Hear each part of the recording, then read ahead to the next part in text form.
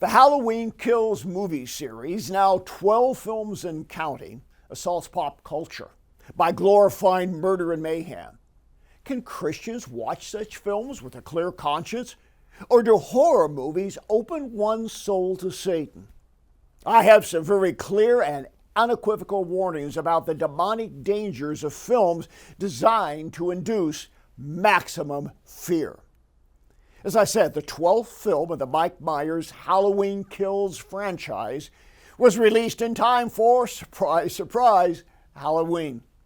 Anyone in charge of marketing this gore film series would have been fired if promotions had missed the demonic date of October 31st.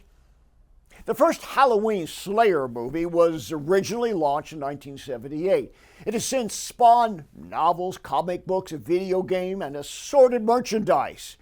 In the original film, Myers is a child who kills his sister and is mentally committed. He eventually escapes 15 years later to kill again. Most of his murders happened on Halloween, hence the film series name. Halloween Kills is part of a popular film genre designed to maximize fear in the observer. Unexpected shock, that's the main technique used to frighten. Sometimes horror flicks involve psychological manipulation of terror. Other horror plot devices focus on the supernatural. Paranormal horror films delve into themes involving ghosts, vampires, serial killers, cannibalism, homicidal maniacs, and demons.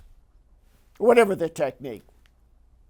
Torture, gore, Satanism is usually somewhere in the plot.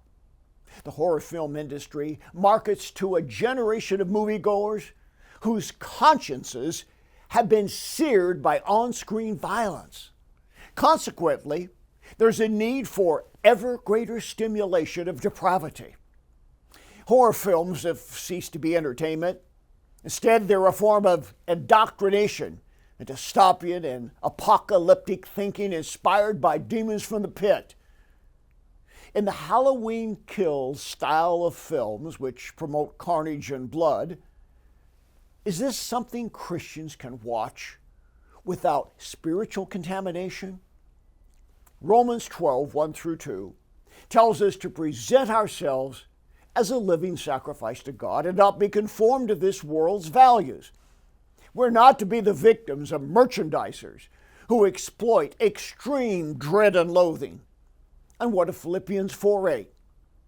The horror of Halloween, the movie series, doesn't encourage thoughts that are pure and of a good report, as the scripture says.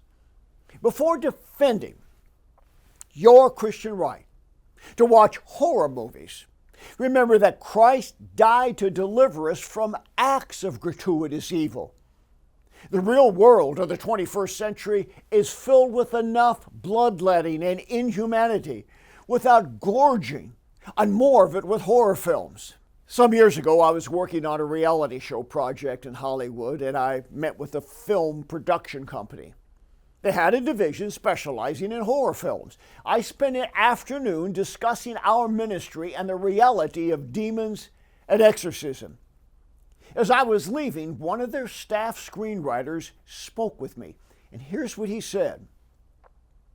I spend my entire day, every day, turning out screenplays for horror films.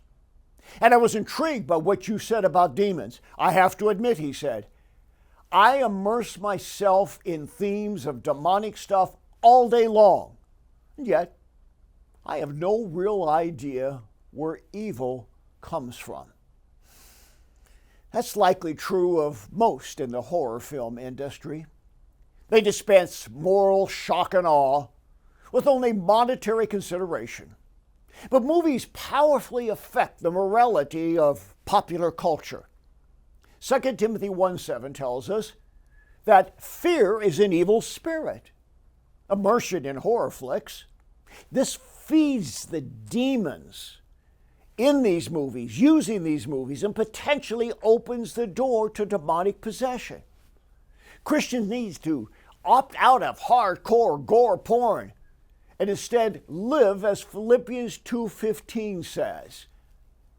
I quote, blameless and harmless, in the midst of a crooked and a perverse generation among whom we shine as lights. End quote. We need to shine as lights in a dark, demonic world. And I don't believe that you can do that when you frequent horror films like Halloween Kills. Your financial support and prayers make it possible for us to bring hope for the hurting and freedom to those in spiritual bondage. For the latest information regarding ministry outreaches, go to boblarson.org or call 303-980-1511.